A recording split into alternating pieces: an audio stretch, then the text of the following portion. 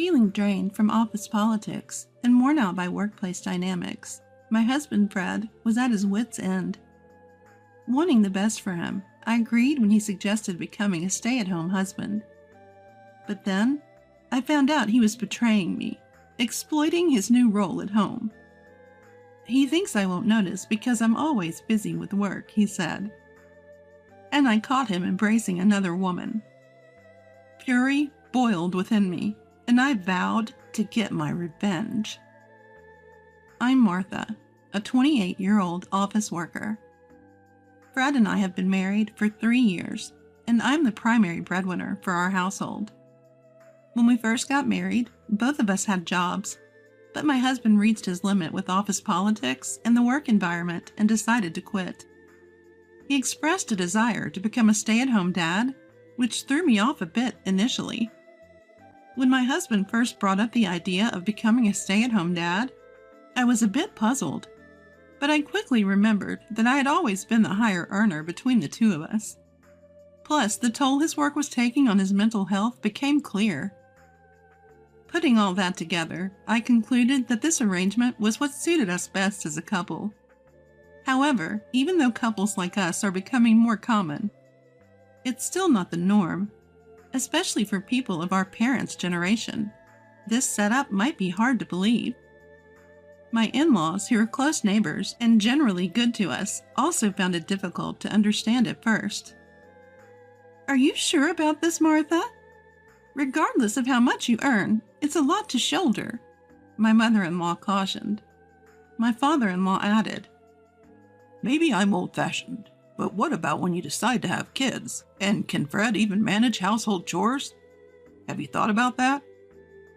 They were concerned about our future, and their words made sense.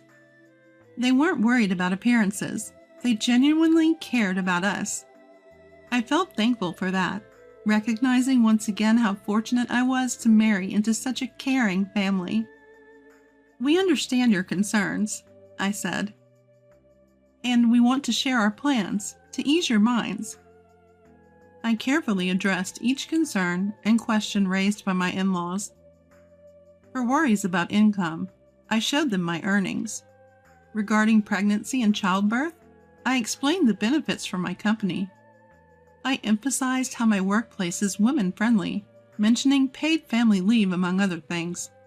Luckily, the company I work for offers excellent benefits for women, making family leave a stress-free option.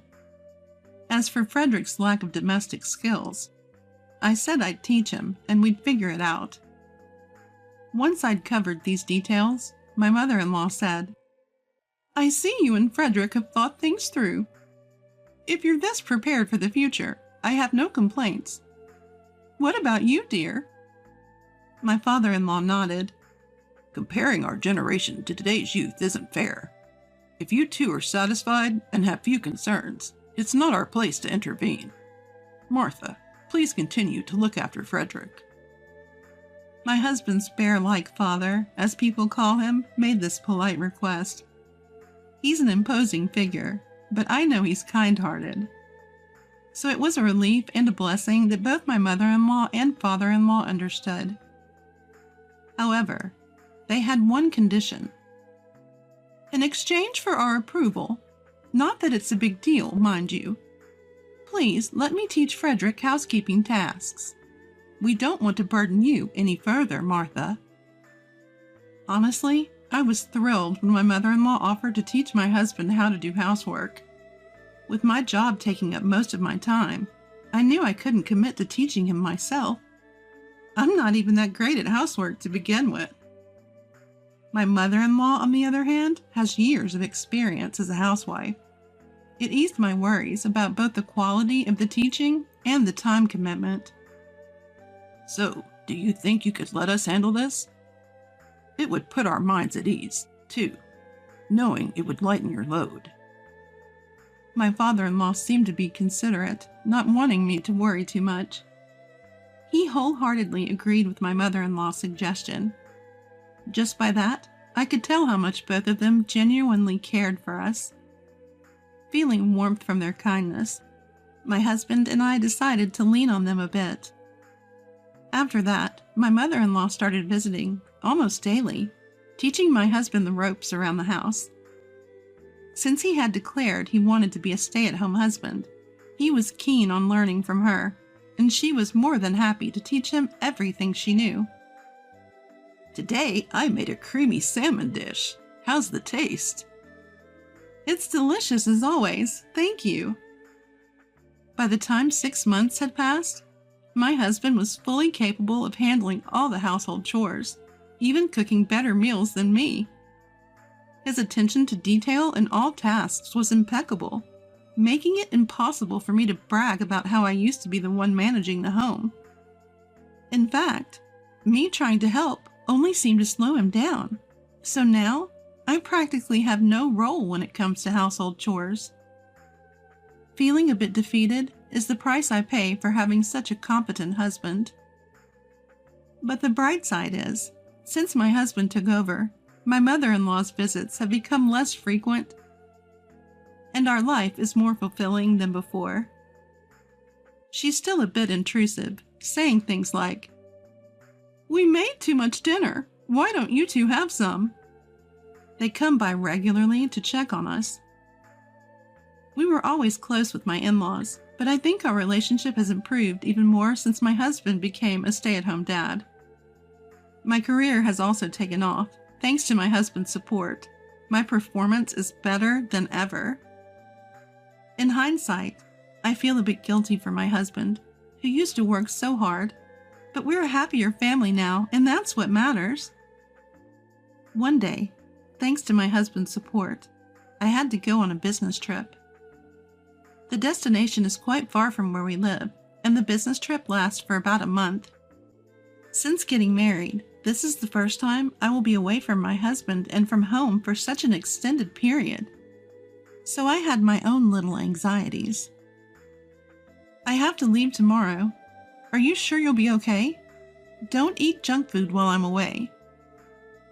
Even though I know he's more than capable, old memories of him not being able to do anything make me worry. With a wry smile, he says, "I'm not a child. While you're away, I'll take care of the house. Just focus on your work and do your best." Hearing this, I felt even more reliant on him. I find myself relying on my husband more than ever. It's simple, but just that realization alone blows away my earlier anxieties. And the next morning, I head off to my business trip with a renewed spirit. While busy with work at the location, I still make sure to call my husband at the end of the day to catch up and share how things are going for each of us. Today, this happened. Yesterday, I met that person. These everyday conversations helped heal my work weariness. Is that you, Phil? I'm Frederick's wife. Thank you for everything you did for us. During a business trip, I unexpectedly run into someone I know. This person is Phil, my husband's former boss. He's the one who supported my husband through rough times at work, someone my husband looked up to and respected a lot. My husband even brought him to our house more than once. Turns out, after my husband left his job, Phil also resigned due to family issues and had joined the company I was currently dealing with on my trip. Today, he was here to help with the project I was managing. We catch up and share what's been going on in our lives. After a long conversation, Phil says, "It's really a shame about Frederick. Although he was at fault, it's just sad." I guess he's talking about my husband's resignation. But what does he mean by he was at fault? From Frederick, I'd only heard about difficult work relationships and issues with the company structure. I'd never heard anything suggesting Frederick himself was problematic. So Phil's comment raises some questions for me. Noticing my confusion, Phil realizes I don't know the full story. "You didn't hear about it? Oh, it's terrible," he says, covering his face with his hands. Hearing this, I realize that work can wait. I quickly wrap up the project, give my bosses an overview, and finish handing over my responsibilities at the trip location. I'm surprised at my own efficiency as I finish all my tasks and rush back home. The goal is to confront my lying husband. And if what I heard from Phil is true, it's to catch evidence of whatever may be happening right at this moment. I cut my business trip short and get on a plane right away. As soon as I arrive at the airport, I hail a cab. Throughout this, the only feelings I have are of disappointment and anger towards my husband's betrayal. With those emotions, I arrive home, making sure to be as quiet as possible as I enter the house. I can't see my husband in the living room. I have plenty I want to say and do, but first, let's find out where he is. Just so you know, it's totally fine doing this at home, right? She won't be back from her business trip for a while, so it's all good. I hear my husband's laughter following these words. Suppressing the urge to burst into the room in anger, I quietly step outside to avoid being noticed by my husband. I pull out my cell phone and dial. Mother-in-law, I'm sorry for the urgency. Can you come over right now? I explain the situation over the phone to my mother-in-law, who agrees to come immediately. It's a short walk from my in-laws' house, just about 10 minutes. Before long, my mother-in-law shows up, bringing my father-in-law along after hearing the story. We should go inside now. They should still be in there. I take the visibly furious pair back into my home. Our target is the shower room, where voices of a man and woman still mingle. As we approach, my father-in-law grimaces at the sound from the shower room. My mother-in-law looks like she's about to explode, her face distorted with outrage. I make eye contact with the two of them and then fling open the shower room door. The sudden action startles the people inside, but I couldn't care less. Seeing our faces, the two inside look dumbstruck. Sit down on the floor now. Frederick, explain yourself right away. My husband tries to stammer out a pointless excuse, but I'm not in the mood for his nonsense, so I shoot him a glare that silences him. Under the force of my anger, the two awkwardly step out, wrapping themselves only in towels and sitting on the floor. My husband looks up at me cautiously, and I speak. So, what's going on here? What have you been doing while I've been busy on business trips? As I demand answers, my husband's shoulders shudder. His face turns pale as he blurts out, "This isn't what it looks like. She's just a friend. I lent her the shower. That's all, I swear." His excuses are pathetic. Why do you have to take a shower together if you're just lending the shower? And why did she leave her clothes scattered in the living room of all places? He keeps coming up with all kinds of absurd excuses. I don't want to hear any more excuses. I heard everything from Phil. You know, you left your last job because your affair got exposed, didn't you? I cut off my husband's ridiculous excuses and confront him with the real reason he left his job. What Phil had told me was so shocking, it was more than enough to push my anger over the edge. Choosing to become a stay-at-home husband after retirement was just to secure time for an affair with this woman. When I think about it, it makes me feel pathetic. Of course, people will distance themselves from you. You hit on your subordinate while you have a wife. Did you think you could get away with it if you kept it a secret from me? He keeps lying about the reason for his resignation and won't end the affair as long as he thinks he won't get caught.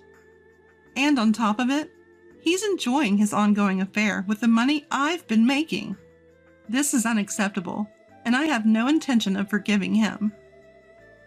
Well, it was a small mistake. I still love you more than anyone. I don't care about her. I'll break up with her right away if you say so. The woman who had been cowering behind my husband lifts her face at this sudden betrayal. Her face, pale just moments ago, is now flushed red.